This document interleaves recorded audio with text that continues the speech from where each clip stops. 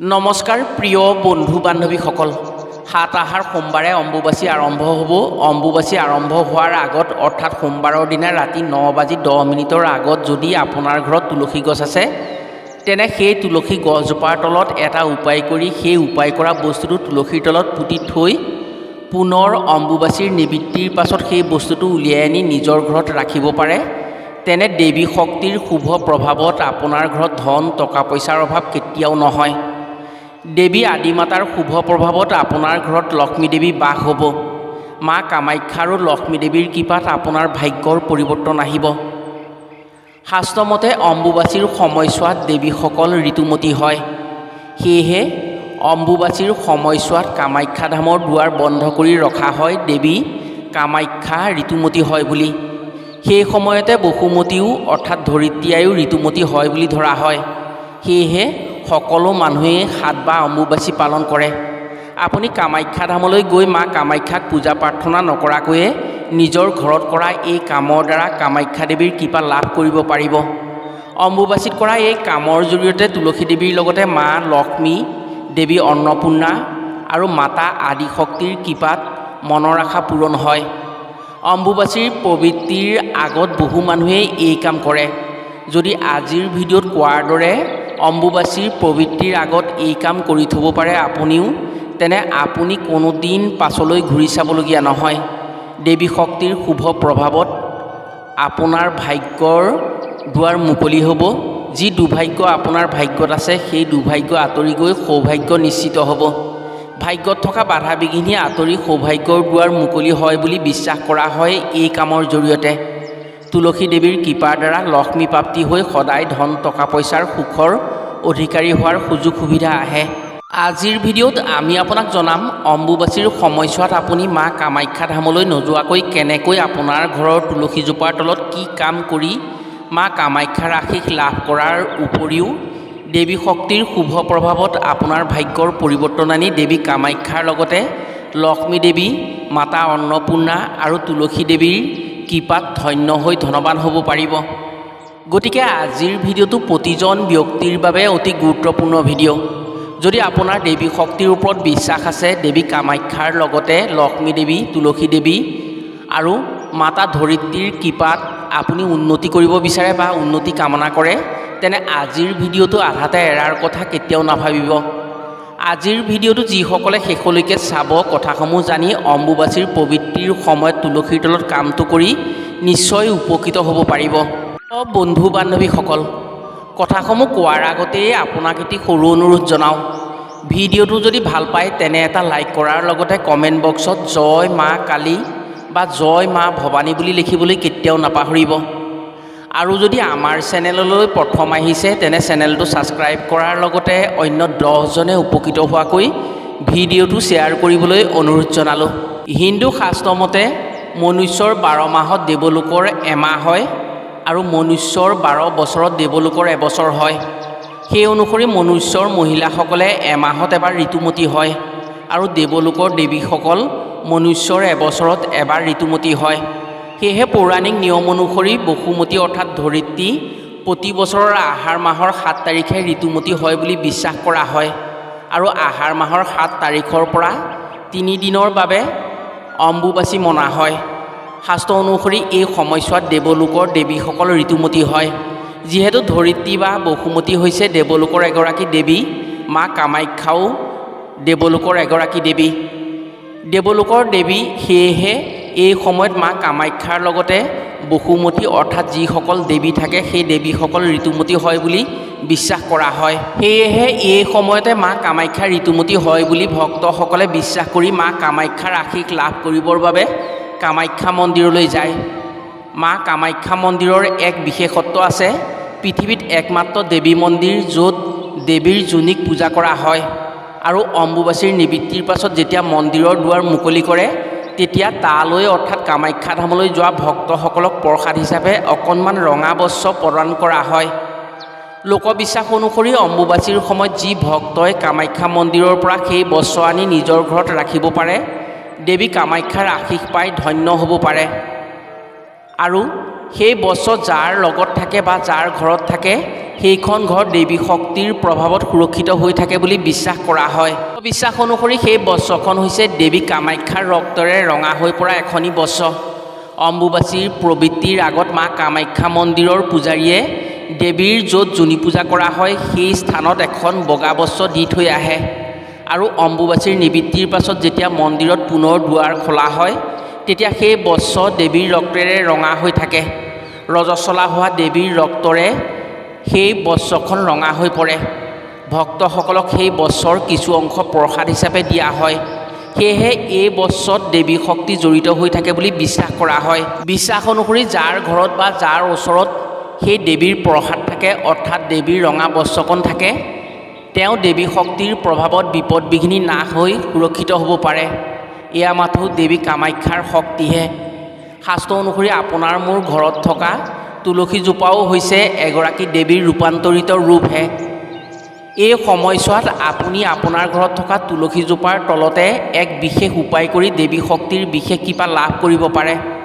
অম্বুবাচীৰ প্ৰবৃত্তিৰ ঠিক আগে আগে যদি ঘৰৰ তুলসীজোপাক এখন ৰঙা কাপোৰেৰে আঁৰ দি সেই উপায় কৰি থৈ পুনৰ অম্বুবাচীৰ নিবৃত্তিৰ পাছত সেই বস্তুটো আনি নিজৰ ঘৰত ৰাখিব পাৰে তেনে যেনেকৈ মা কামাখ্যা মন্দিৰলৈ গৈ দেৱী কামাখ্যাৰ প্ৰসাদ হিচাপে ৰঙা বস্ত্ৰ মন্দিৰৰ পৰা আনি ঘৰত ৰাখিলে ঘৰখন সুৰক্ষিত হয়, ঠিক তেনেকৈ অম্বুবাচীৰ প্ৰবৃত্তিৰ পাছত তুলসী গছৰ তলত উপায়টো কৰি সেই বস্ত্ৰ ঘৰত ৰাখিলে ঘৰখন সদায় ধন টকা পইচাৰ ক্ষেত্ৰত সুৰক্ষিত হৈ থাকে। সেই বস্তুটো ঘৰত ৰাখিলে লোকবিশ্বাস অনুসৰি দৰিদ্ৰজনো এদিন কোটিপতি হয়। এই কামটো বহু মানুহেই কৰে কিন্তু মনে মনে কৰে, সেয়েহে আনক নকয়। অম্বুবাচী প্ৰবৃত্তিৰ সময়ত যদি আপুনিও তুলসীৰ তলত এই কামটো কৰি নিবৃত্তিৰ পাছত উপায় কৰা বস্তুটো ঘৰত ৰাখিব পাৰে তেনে আপুনিও ধনী হোৱাত কোনেও বাধা দি ৰাখিব নোৱাৰে। অম্বুবাচীৰ সময়ত কৰা এই কামৰ বাবে দেৱী লক্ষ্মী আৰু তুলসী দেৱীৰ বিশেষ কৃপাত আপুনি ধনৱান হ'বই। ধনৰ ক্ষেত্ৰত কেতিয়াও পাছ পৰি থাকিব নালাগে আপুনি, বা আনৰ ওচৰত কেতিয়াও ধন টকা পইচাৰ ক্ষেত্ৰত আপুনি হাত পাতিব নালাগে।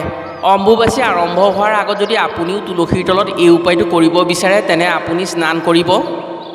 আপুনি স্নান কৰি সেই তুলসীজোপাৰ চাৰিওফালে আপুনি এখন ৰঙা কাপোৰ বেৰি দিব। চুৰণি বা ৰঙা কাপোৰেৰে আপুনি তুলসীজোপাৰ 1 ফুটমান আঁতৰেদি বেৰি দিব। এই উপায় আপুনি সোমবাৰৰ দিনা ৰাতি 9:10 আগত কৰিব লাগিব, অৰ্থাৎ আগদিনাও কৰিব পাৰে বা সেই সময়তো কৰিব পাৰে বা আজিও কৰিব পাৰে। ইয়াৰ পিছত আপুনি এটা মাটিৰ পাত্ৰ ল'ব বা ধাতুৰ পাত্ৰ ল'ব। সেই পাত্ৰত পাত্ৰ ভৰ্তি পানী ল'ব।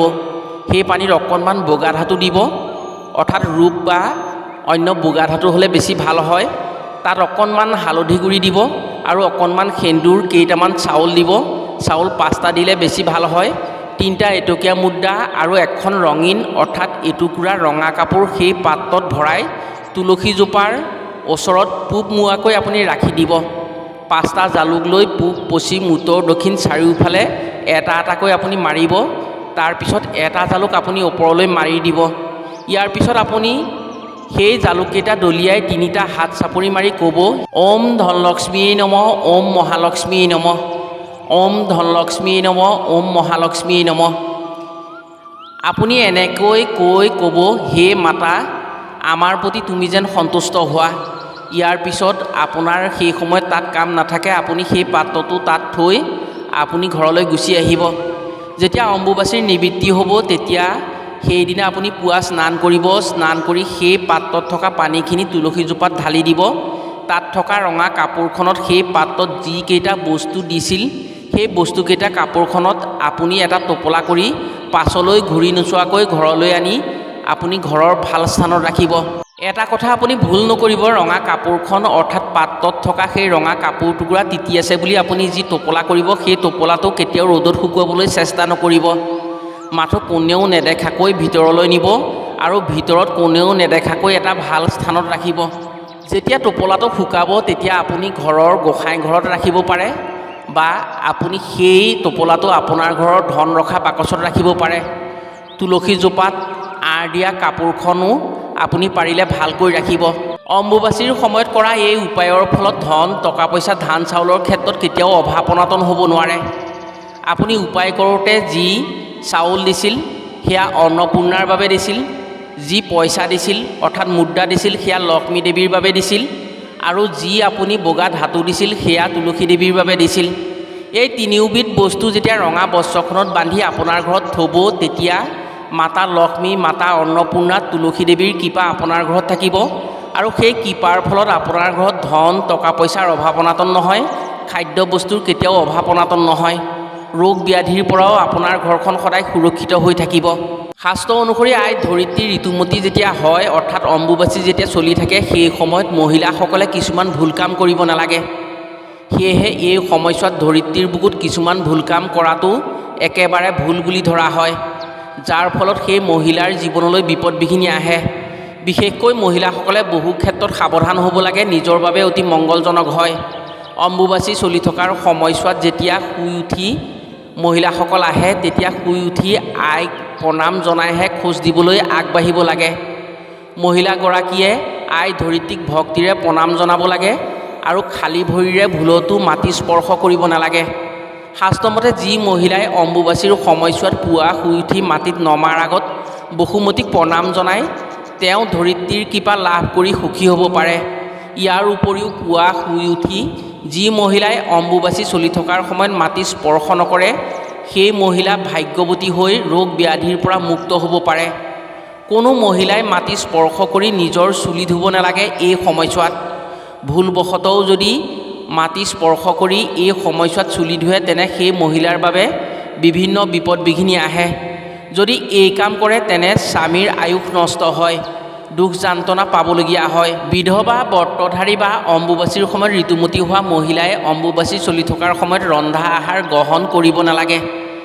এই তিনি মহিলাই পাৰিলে জুইত নৰন্ধাকৈ পাতলীয়া আহাৰ আৰু ফল মূল খাব পাৰিলে ভৱিষ্যতৰ দিনত সুখৰ অধিকাৰী হ'ব পাৰে। অম্বুবাচীৰ সময়ত যদি কোনো নাৰী ঋতুমতী অৰ্থাৎ মাহেকীয়া হয়, তেওঁলোকে পৰাপক্ষত খালী ভৰিৰে মাটি স্পৰ্শ নকৰাকৈ থাকিব পাৰিলে নাৰীজনিত যিবোৰ ৰোগ ব্যাধি হয়, সেইবোৰৰ পৰা ৰক্ষা পৰিব পাৰে। প্ৰিয় বন্ধু বান্ধৱীসকল, অম্বুবাচীৰ আগত কৰা এই উপায়ৰ উপৰিও যদি আপুনি অম্বুবাচীৰ সময়ত এই কথাখিনি মানি চলিব পাৰে, এই নিয়মসমূহ আপুনি মানিব পাৰে, তেনে আপোনাৰ পক্ষে বহু উপকৃত হ'ব পাৰিব। মা ধৰিত্ৰী আৰু আদিশক্তিৰ কৃপাত আপোনাৰো উন্নতি হ'ব। আশা কৰিছোঁ আজিৰ ভিডিঅ'ৰ জৰিয়তে নিশ্চয় উপকৃত হ'ব পাৰিব। আজিলৈ ভিডিঅ'টো ইমানতে সামৰিছোঁ। পুনৰ অন্য এটি ভিডিঅ'ৰ জৰিয়তে লগ পোৱাৰ আশাৰে আজিলৈ আহোঁ। সকলো ভালে থাকক, সুস্থ থাকক। ধন্যবাদ।